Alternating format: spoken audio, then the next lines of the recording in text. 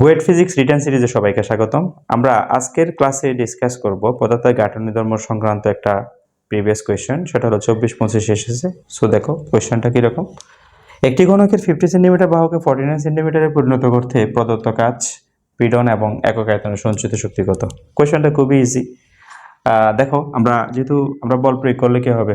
হ্যাঁ, চাপ প্রয়োগ করলে আয়তনে পরিবর্তন হবে। আচ্ছা, তাহলে এখানে আমাদের আয়তন কত হবে? শুরুতে কত হবে? বি নট হচ্ছে বাহু স্কোয়ার, তাই না? ঘনকের আয়তন হচ্ছে কত? বাহু স্কোয়ার। তাহলে 0.5 মিটার কিউব। ঠিক আছে, যা আসে আর কি 0.125 মিটার কিউব হবে। আচ্ছা, এখন আয়তনের পরিবর্তন কত? আয়তনের পরিবর্তন হচ্ছে ডেল বি হচ্ছে 0.5 meter cube minus 0.49 meter cube. ঠিক আছে, আমরা যদি সেটা বের করে ফেলি, একসাথে বের করে ফেলি, সেটার অ্যান্সার আসবে এরকম। ঠিক আছে, 0.5 to the 3 minus 0.49 to the 3। ঠিক আছে, ক্যালকুলেশন করে এটাই আসবে। সেটা হলো এরকম 0.00735 এত মিটার কিউব। তাহলে আয়তনের পরিবর্তন হইলে এটা। এখন বলো পীড়ন যেহেতু বলছে, তাহলে F/A। পীড়ন মানে হচ্ছে কি আয়তন গুণাঙ্ক ইন্টু হচ্ছে কত, দেখো আয়তনের পরিবর্তন বাই হচ্ছে কত, আদি আয়তন। ঠিক আছে, কারণ আমরা আয়তন গুণাঙ্ক মানে হচ্ছে কত, এরকম পীড়ন বাই বিকৃতি মানে আয়তনের পরিবর্তন বাই আদি আয়তন, তাই না? এটা তাহলে এখান থেকে আমরা পীড়ন জিনিসটা বের করতে পারবো। পীড়ন মানে হচ্ছে F/A বিঠা। আচ্ছা, বি মানে হচ্ছে কত এখানে বলো? 8.5 নিউটন m/2। আচ্ছা, যেহেতু আমাদের বিকৃতি কোনো একক নেই, আমরা চাইলে ভ্যালুটা বসাই দিতে পারি 0.125 ডিভাইডেড বাই 0.07351। ঠিক আছে, আচ্ছা আমরা যদি এটা বসাই, দেখো 8.5 এর সাথে 0.125 গুণ করো ডিভাইডেড বাই 0.0075731। ওকে, দেন আমরা কত আসছে, এটাই আসলো। আচ্ছা, তাহলে আয়তনের পরিবর্তন বা আদি আয়তন। এখন আমরা আয়তনের পরিবর্তনটা একটু করে ভুল করলাম, সেটা হচ্ছে এরকম উল্টো হবে আর কি। ঠিক আছে, উল্টো হবে এরকম। সেটা হলো, আচ্ছা আয়তনের পরিবর্তন কত? সেটা হলো 0.07351 ডিভাইডেড বাই 0.125। ওকে, আশা করি এখন ঠিক আছে। 8.5 এর সাথে গুণ হবে, কি গুণ হবে? 0.07351। ওকে, divided by 0.125।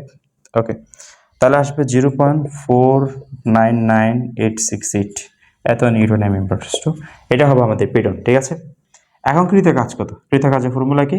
Half of B, তাহলে আয়তনের পরিবর্তন স্কোয়ার ডিভাইডেড বাই কত, আদি আয়তন, তাই না? এটা হচ্ছে আমাদের কি আয়তন পীড়নের জন্য কৃত কাজের ফর্মুলা, তাই না? আচ্ছা, আশা করি এই ফর্মুলাটা তোমরা জানো। না জানলে একটু কাইন্ডলি এখানে তো জানতেই হবে, কারণ এটা তো এডমিশন টেস্টের কোয়েশ্চেন, তোমাকে আশা করি কোয়েশ্চেনগুলো সলভ করে আসতে হবে। আচ্ছা, হাফ অফ তাহলে কত? বি মানে হচ্ছে 8.5, আমি একেবারে লিখে ফেলতেছি। সেটা হচ্ছে কি আয়তনের পরিবর্তন স্কোয়ার, তাহলে 0.00735 স্কোয়ার বাই কত, আদি আয়তন হলে কত হবে? 0.125। তাই ক্যালকুলেশন করো, সেটা হচ্ছে এরকম। এরকমই হবে, দেখো 0.00735 square into 8.5, okay, divided by 2 divided by 0.125। তাহলে এটাই আসবে যে দেখো 1.837 ইন্টু 10⁻³ এত জুল হবে। ঠিক আছে, আচ্ছা তাহলে আমরা এখন কৃত কাজটাও পেয়ে গেছি। একক আয়তনের সঞ্চিত শক্তি যদি বলে, একক আয়তনের সঞ্চিত শক্তি বলে ফর্মুলা হবে জাস্ট আমরা আয়তন দ্বারা ভাগ করা, তাই না? এটাকে আয়তন দ্বারা ভাগ করা। সো এটা একক আয়তনের সঞ্চিত শক্তি আমি ইউ দ্বারা প্রকাশ করি, সেটা হবে এরকম half of B into del V by V naught square, পুরোটা স্কোয়ার। এটার সাথে আরেকটা আয়তন ডাইমেনশন হবে। So actually V naught square করলেই হয়ে যাচ্ছে আমাদের। তাহলে হাফ অফ 8.5 এর সাথে আমরা যখন কি করব, আচ্ছা del V by V naught, del V হচ্ছে কত আমাদের এখানে, এটা 0.00735 right, by V naught 0.125 square cube করো, ডান।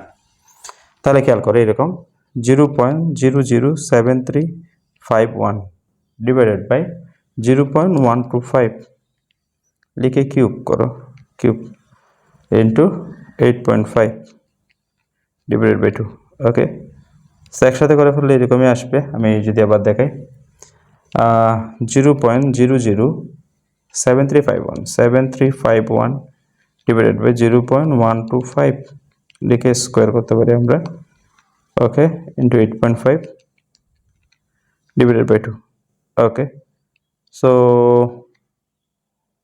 14.698 ইন্টু 10 ইনভার্স 3 এত, ঠিক আছে, এত জোল হবে, এই হচ্ছে বিষয় একক আয়তনে।